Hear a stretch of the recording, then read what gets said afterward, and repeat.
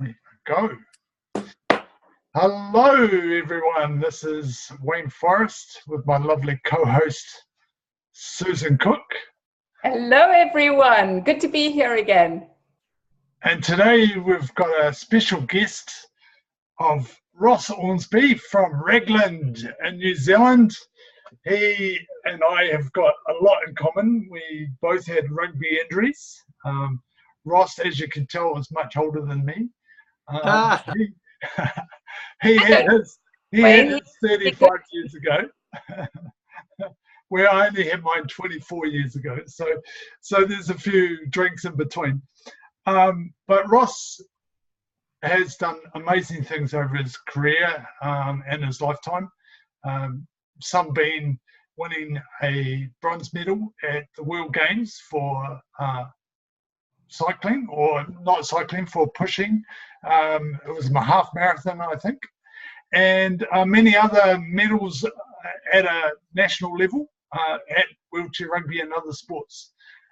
So he loves the sport and loves the outdoors. So with that said, Ross, give us a little bit of background, and what were you doing before your accident,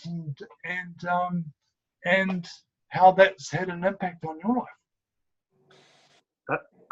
Hi to you both, and hi everyone out there who may look at this in the future. Firstly, I'm grateful to be able to contribute to whatever you're creating here and everyone else would like to create. So before my injury, which was at 16 through rugby, I broke my neck, by the way, and my hands are paralyzed. I can move my wrist, my fingers are paralyzed. A little like Wayne, if you know Wayne, pretty similar. Before that, the first 16 years of my life, I grew up on a farm. Again, probably a little bit like you, Wayne, and it was a sheep and beef farm, and it was a developing farm. So I grew up feeding calves before school and after school, and feeding out hay, and being very active with motorbikes and tractors and all sorts of things that when you grow up on a farm that you're expected to do or invited to do by your parents, and that was a lot of my life. That included a lot of sport, actually, from 5 years old playing rugby, tennis, and in fact tennis was my summer sport that I loved so much and was getting reasonably good at too. So lots of sport. So the day that your accident happened, was that at school? Yeah, I was high school, and it was a trial game on a ground just outside the high school. So I travelled to the game, and at the time in rugby there was a lot of scrum collapsing. So it was a time when quite a few people broke their necks and ended up in wheelchairs. Changed now with the rules, but that was the day. It was quite a surreal day. Yeah, and I was at the end of that era as well. So and I think that kind of spread for at least 15, 20 years, didn't it? Yeah, another 12 or 13 years before rugby globally really got a handle on what to do with changing the rules and taking care of that. And now, just as a side thing, I've just been to a conference, and the major countries are doing a lot of amazing stuff with research and injury prevention. So it's taken the preventable injuries out of the game a lot. Yeah. Russ, I'd like to interject here and actually ask you a question that's always been in the back of my mind about these injuries. Is there a charity or an organization that actually is out there that can actually assist and help people who are in a situation like you and Wayne, and especially from I call them the baby boomer generation, 50 years and upwards. And we also know that those rugby rules were not really as good and as strict as they are now. So I'd love to know if there is some form of organization that people can actually go to who may not know about this. Yep. Yes, there is. There's two aspects to it. The national unions take care of Rugby Smart and Rugby Safety. That's a big part of monitoring, researching. the other side of it, your question is there organisations? If you think about just rugby injured players, seriously injured players, around the world, there's a number of foundations set up in the major nations. And in New Zealand, that's New Zealand Rugby Foundation. And if you Google that, you'll find that. Australia has one. South Africa has one called the Players Fund. England has one. France has one. So there's a number around the world that are fundraising, getting grants, taking care of seriously injured players outside of what the insurance systems are or the national health systems are. So yeah, we have a wonderful one, New Zealand Rugby Foundation. Thank you for that, Ross, because that is imperative to what I'm going to ask you next. And that is, do you ever get speaking engagements with these organizations? Well, somewhat actually. I've been called up on stage a few times with Rugby Foundation and just did a wonderful event last year for New Zealand's Player of the Century, Colin Meads. He passed away a couple of years ago, and I went and talked to his rugby club and family and the community down there just to talk about him and his work and talk about my life because of the things that he and the Rugby Foundation did and contributed to me. So yeah, I do all sorts, schools, and show them an adventure video and start to talk about creating their life and possibilities, having fun, all sorts of things. Businesses come and talk about how I create and how that might be relevant to their business, all sorts of things. Yeah, love it. How would they talk to you, and anybody who's listening to us right now, how would they be able to contact you to be able to engage you in future empowering talks? I don't run a website, but if you're on Instagram or Facebook, look for a page, Adventures with That Guy Ross, and it's on YouTube as well. And you'll be able to find some way of messaging me there. And I'm going to have something a little more formal up there very soon. But you're going to have me on Instagram, because I'm so impressed. And up until today, of course, I haven't had the liberty to be able to follow you, and I trust you'll follow me back. I am at Happy Scribbler. And Wayne, you are my really friend, aren't you? Life is really fantastic, is mine. So, yeah. So now that I've actually done the publicity part, we'll get on with all of the chats now with Ross, because he not only has actually empowered many people around the world with his positivity from the age of 16, and he's now in his 50s.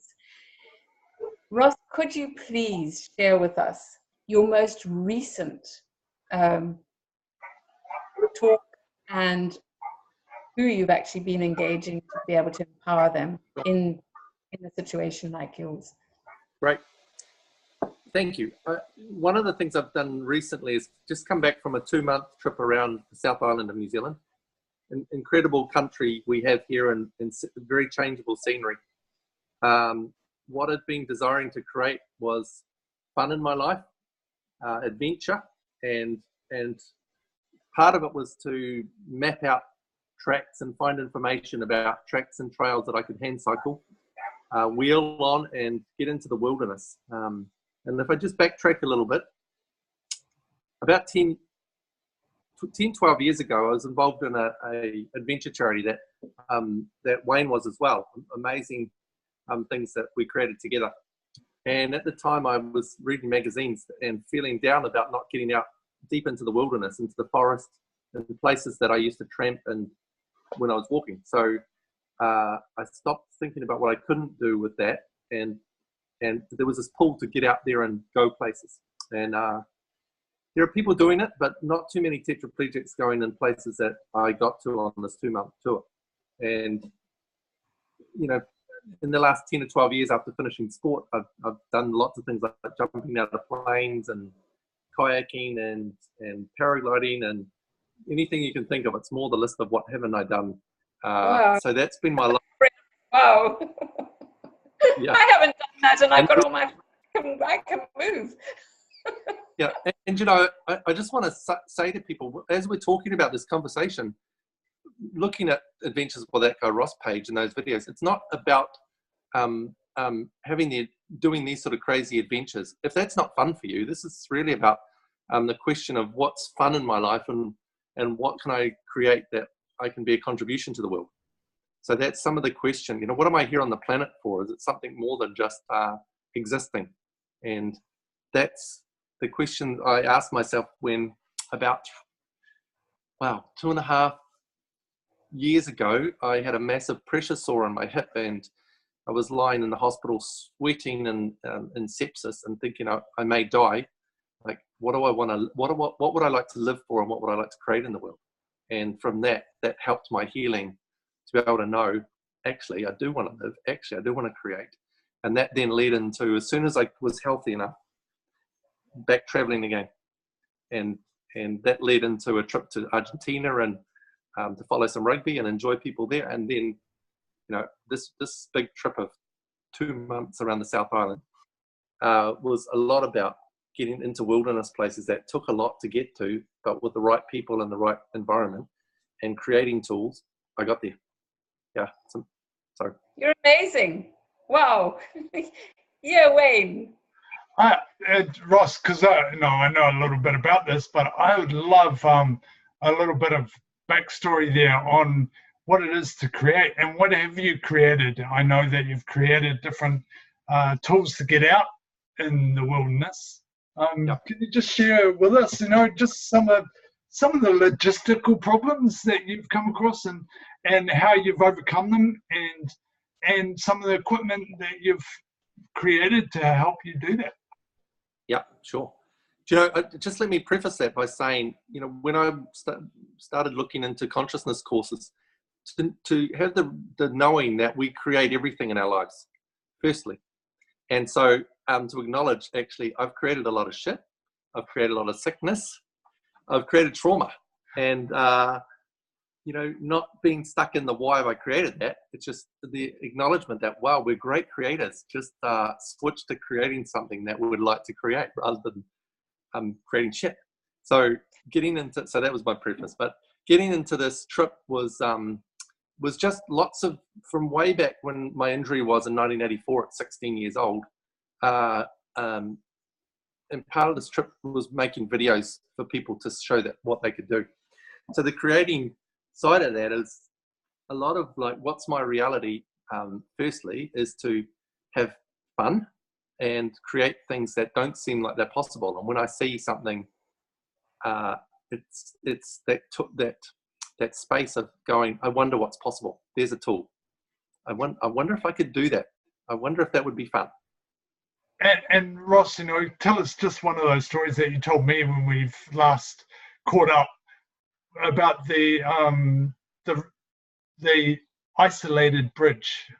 That's a great example, I think, of how you can create something and the amount of planning that went into that. It wasn't just an opportunity that came by. It was many years of thinking how you could do that. Yeah. And it's continually, I think what I know is with that space of seeing things that look like they would expand my world and could contribute to showing other people the possibilities. The isolated bridge, actually, the whole trip is a lot of that isolated area, things that we didn't know that we knew, but they're out there. So it's continually asking what's out there and the practical things, going on websites, asking for caregivers to show up. I need help all day on a trip like that. So I had a wonderful French caregiver show up through couch surfing. If you don't know about that, check out Google couch surfing. So there's lots of asking questions.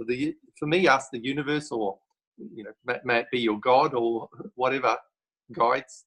Hey, please send me the right people for this trip, and may they all show up at the right time to contribute.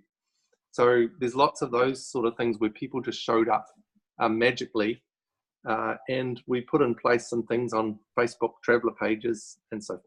So yeah, there's asking what equipment's required. I needed to have a trailer to carry all the equipment I needed. So there's a lot of practical things. What do I need to institute and put in place to make this trip happen? So that's a big part of it. And then the magic of pulling energy and creating, that people showed up in my life at the right time. And an incredible human being showed up as a caregiver, and that really gave me the knowing that she would stick with me and be available for this whole trip. So we were able to get to one of them. If I could say, is a bridge in the Hokitika Gorge, which is the west coast, and she took me down a steep hill, and we grabbed some people on the track to get to a bridge where wheelchair people just don't go. But with the contribution of others, we went. Yeah, it's what we call in our coaching business the law of attraction. Totally. Yeah, absolutely. It's amazing. The universe gives when you ask for it, and when you ask directly exactly what you need, don't they, Ross? Yes. Energies. Totally. It might not be right now, but some adjusting takes place, and when you sense the time is right, that's the time is right, and it starts showing up. Absolutely. I can see you and I are going to have many more conversations. You're so inspirational, Ross. Really, you are. Isn't he, Wayne? Oh, very much so. And Ross, because a lot of people are limited and as we're talking about in our own mind of what we can do and what we can't do. And with what you do, you're really breaking that out, breaking that idea and that belief that anything's possible. So for the listeners, what is, say, 2 or 3 things that you would give to them to really help them break out of their box? Okay. The first thing that comes to mind is ask yourself and recognize the reality of what you enjoy about life, and go for that. If we're not having joy and enjoying our lives and being happy, everything follows from that. So just acknowledging what makes you happy, being happy in itself. So I think that's the first one. Yep. And the second one is choosing. Choosing trumps everything. I'm choosing to be happy would be one thing. I'm choosing to create adventure. I'm choosing to create videos, if using myself as an example. But for other people, it may be, I love gardening. I love the connecting to the earth. I'm choosing to create a garden. So recognizing your fun reality and your joy, choosing, and then what's the third one? I could have more, but let me think. I put you on the plane. I put you on the spot there, and I did, but persistence as well. I think when you've got that love and you want to do it and you're choosing, you have to keep choosing for it, even when things come up in the way. You have to keep going and choosing for what you really, really love to do. I'd like to interject here, because with both of you, both in wheelchairs and the same situation you find yourselves in, it is the power of belief that you both have, that I have, even though I'm functional, but things have happened within myself that have been in the negative. When you can actually turn the negative into self-belief, and you face that fear, and you become so powerful that you can do what you're doing. Ross, you've been all over the world. You've done so much, and it is the power of belief in yourself that's got you where you are. That is what's so incredible about you. It's what's so incredible about you as well, Wayne.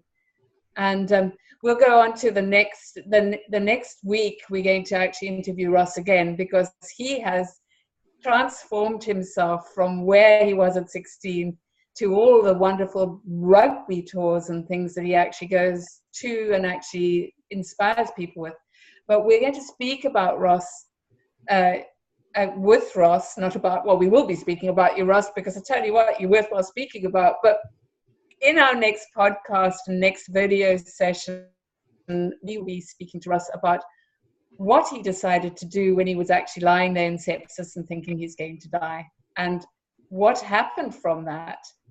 was so incredible that we now have a fantastic person that is contributing to the healing and light workers world as well. So on that note, Wayne, if you would actually just see us out of this conversation now with Ross, and until next time, this is Susan Cook speaking.